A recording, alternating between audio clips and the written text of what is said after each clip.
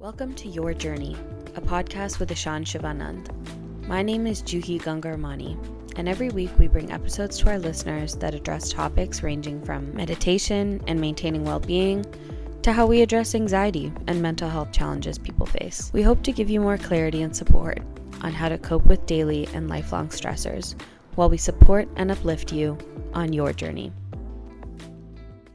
Welcome, all listeners. Today's episode will focus on the topic of resilience. And resilience can be a guiding light that helps us get through tough times. And Ishanji, to help our listeners better understand, how would you define resilience? For me would be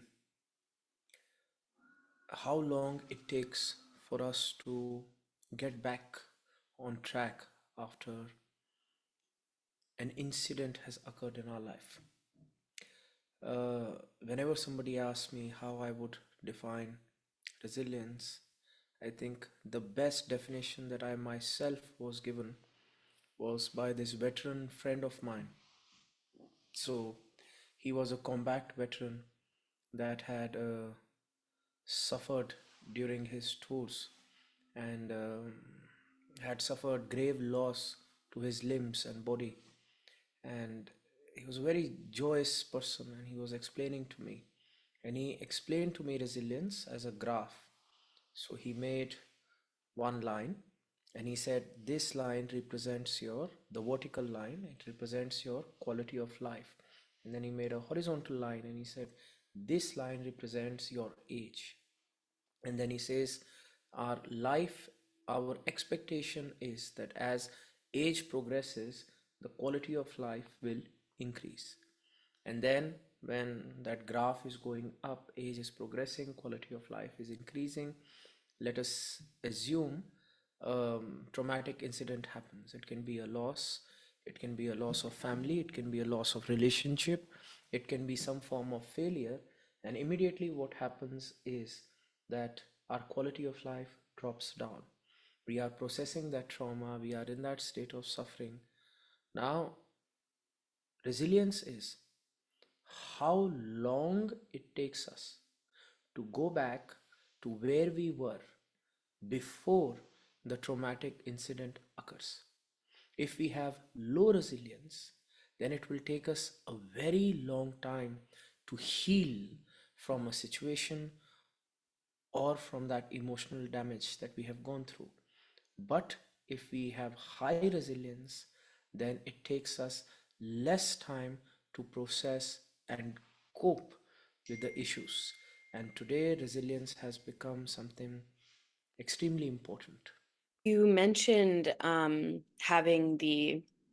we go through a lot of emotional damage and when we go through a lot of trauma and difficulties in our life, that we are coming back to, when we practice resilience, we're coming back to a point in ourselves where we're able to be our fullest selves. And many of our listeners can experience difficulties practicing methods of resilience and trying to get back to their fullest and happiest self. So, what would you say are some methods that our listeners can utilize to practice resilience?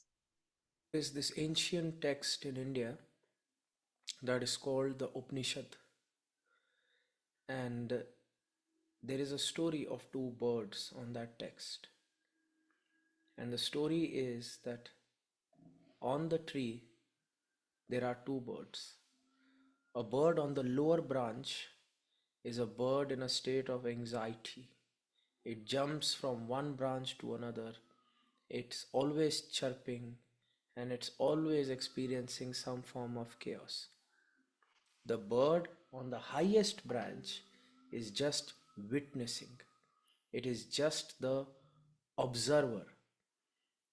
And what Upanishads are trying to say is that there is our real self, our mind, our soul, that is the bird on the above branch.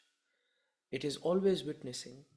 It cannot be hurt or harmed by words. It cannot be affected by sticks and stones, and it is beyond any incident. And the bird on the lower branch is our conscious mind presently, the conscious mind that likes to react to everything, the mind that thinks that every single incident is the end of the world. So the Upanishad is trying to tell us our life will become whichever bird we associate ourselves with. If we associate ourselves with a bird on the lower branch, and we think that okay, we are defined by our experiences, we are defined by the damage that we have taken, we are defined by the pain that we carry in our heart, then yes, that is who we are, that is what the life is going to be. But if we associate ourselves with the bird on the higher branch, and if we say to ourselves, oh, we are more than the sum total of our experiences, we are this divine being, we are this universal consciousness that is on this planet for the experiences, and we are so very capable and powerful to heal from any incident that may come our way.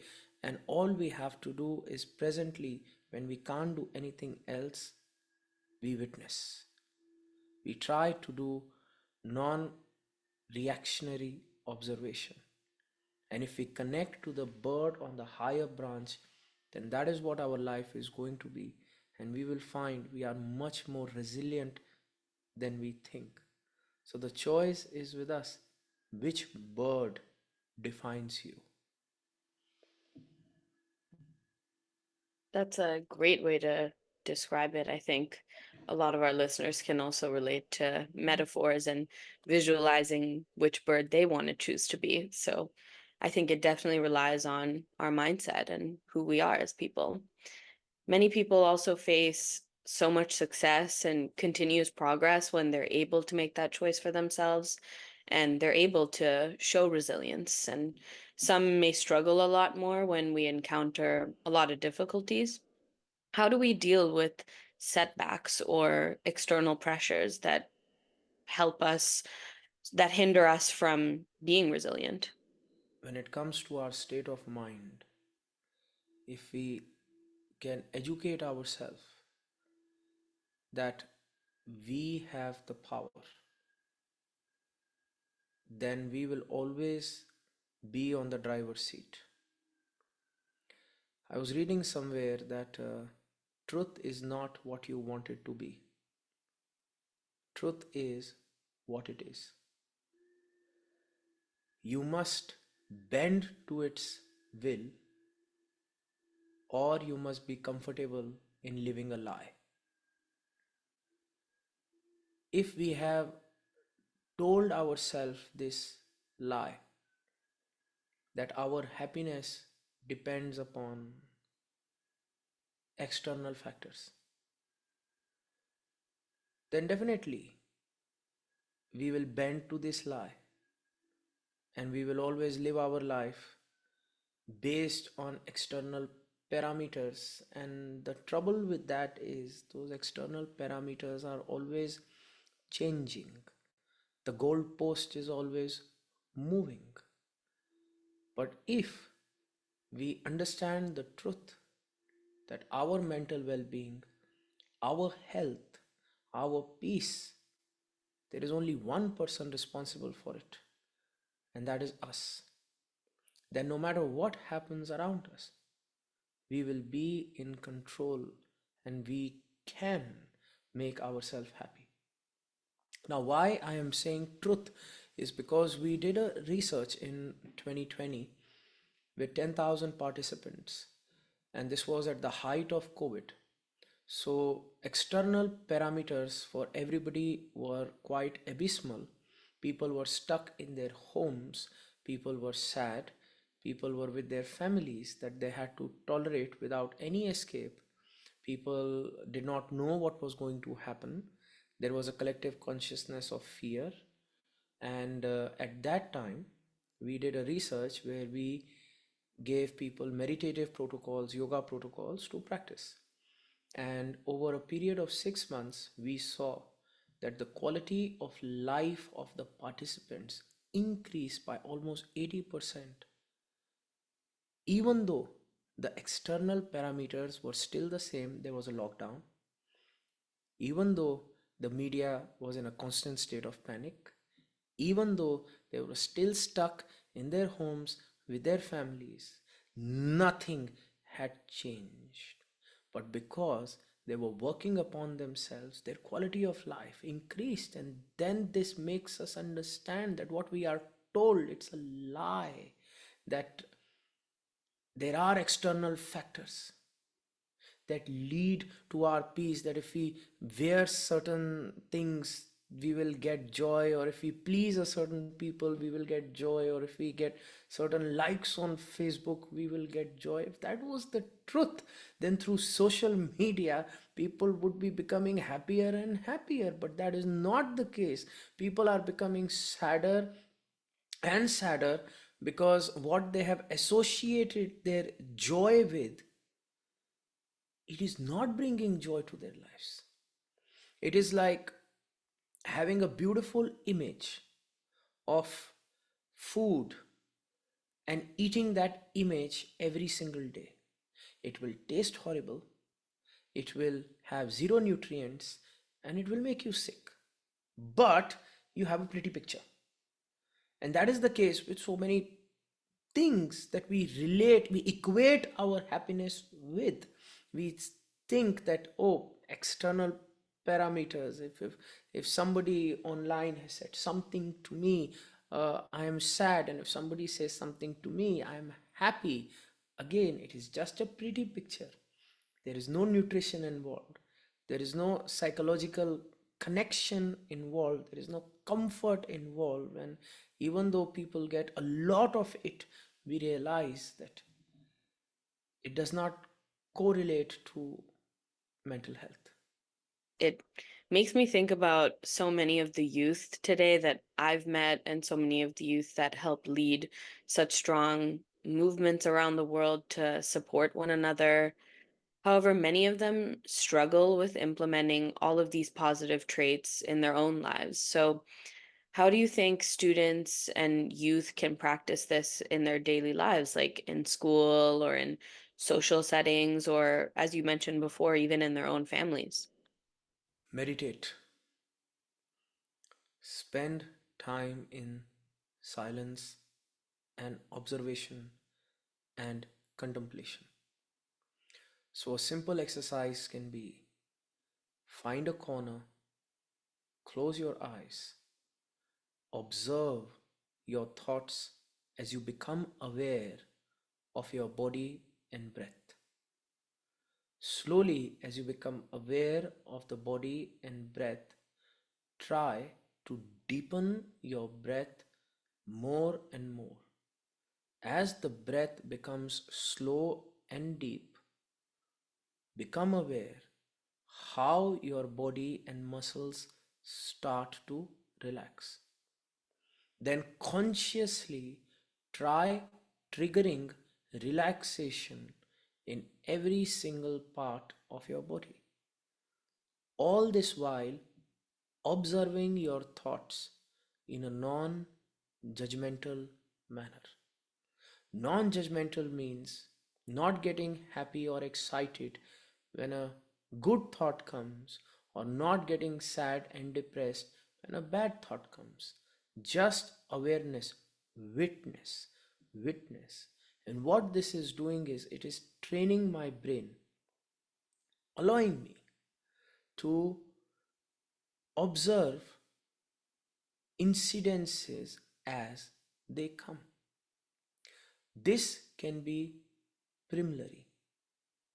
Advanced can be visualization. Visualize yourself overcoming hardship. Visualize yourself strong in the face of adversity. This visualization as a tool in meditation is now even accepted by sportsmen and scientists around the world.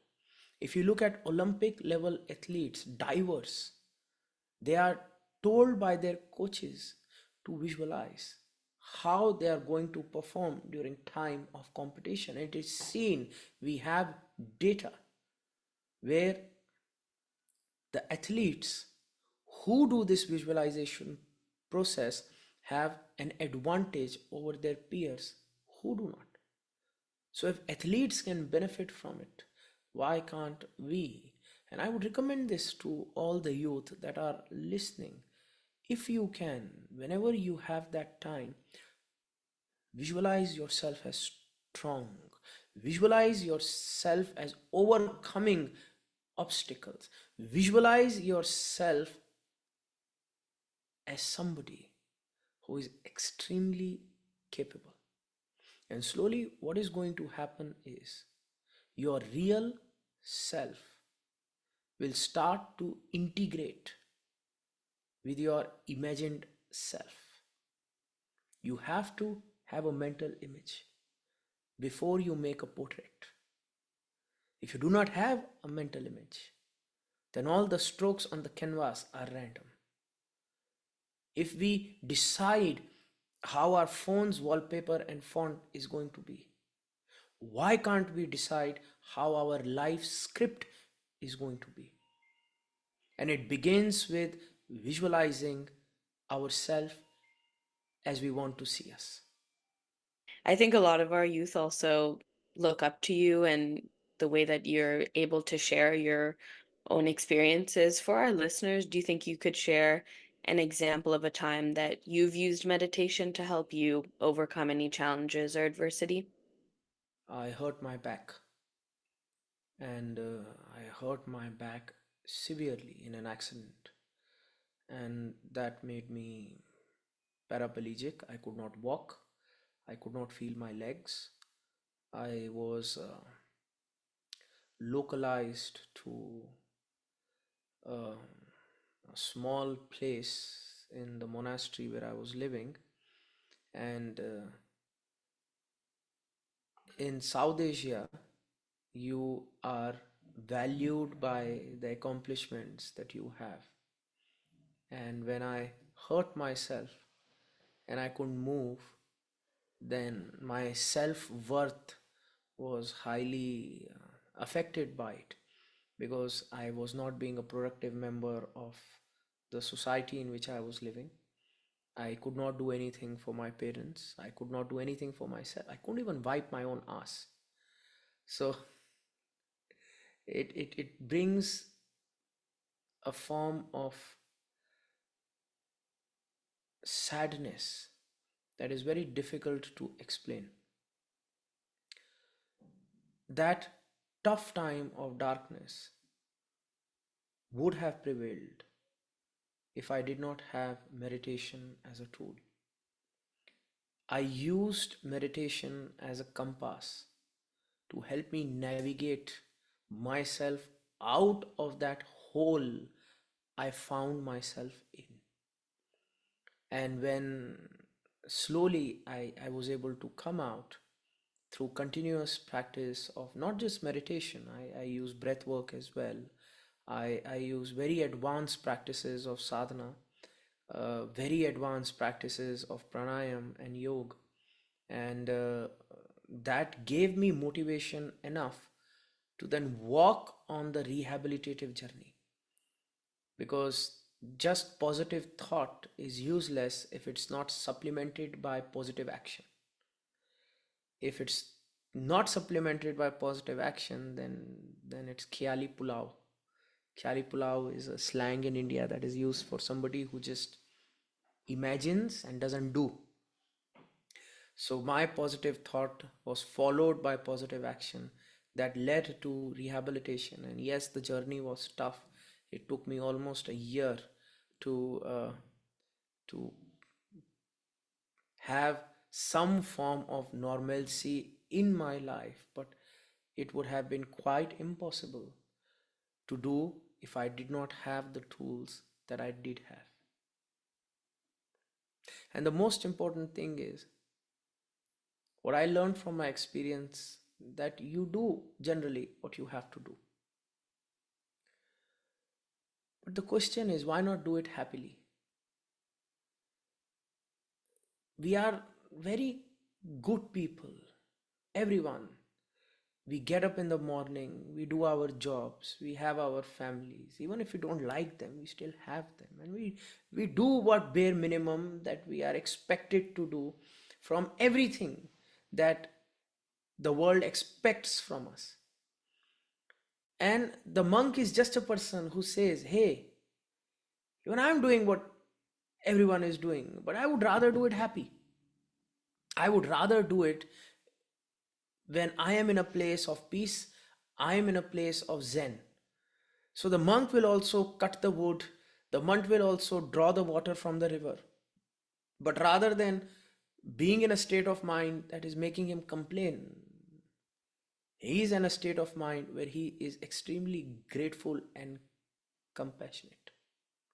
So I think that is what meditation does, and that is how it helped me, that I did go through the rehabilitation journey, which probably I may would have had to go nonetheless of if I meditated or did not, but I'm definitely sure that the whole experience of rehabilitation would have been extremely traumatic if I did not have meditation as a tool, and it would have been a longer time frame than what it was if I did not have a meditation tool. And now I look back at it and it's so inspiring because I had myself as a friend. And as we started the podcast series, what is meditation? It's the art of befriending yourself.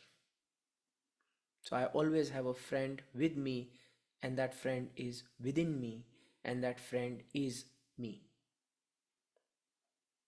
Thank you for sharing your own experience, Ishanji. I think a lot of our youth can relate to that in attempting to look for a friend outside before looking for a friend within themselves. And on a closing note, I'd like to ask, what advice would you give to youth that have a difficult time being kind to themselves and also just finding the friend within themselves?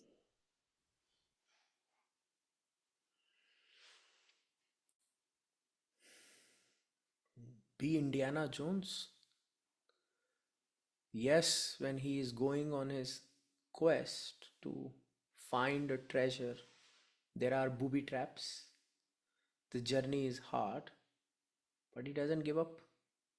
He perseveres. Even though a big rock will be rolling behind. I don't know if Indiana Jones is a relevant example. It's an old ancient example. Uh, or whatever the current adventurer is.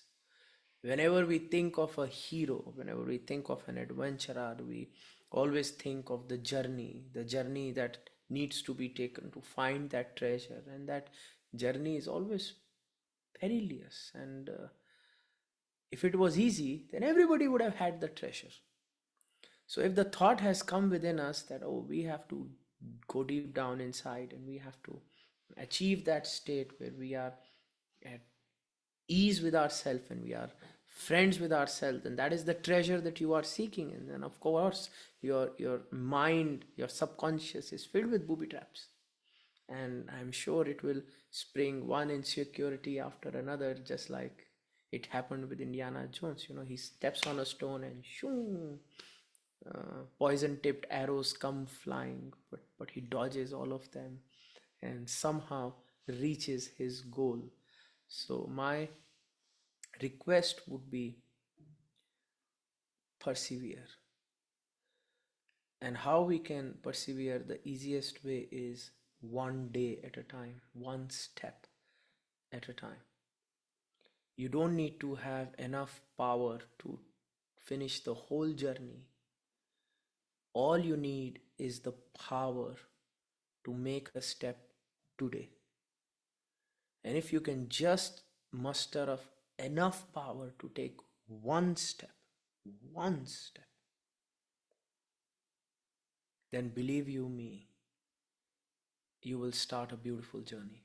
Thank you for listening to the Your Journey podcast. Make sure to follow us on social media to keep up with the latest episodes with the @your_journey_podcast. We hope to join you again on the next episode of Your Journey.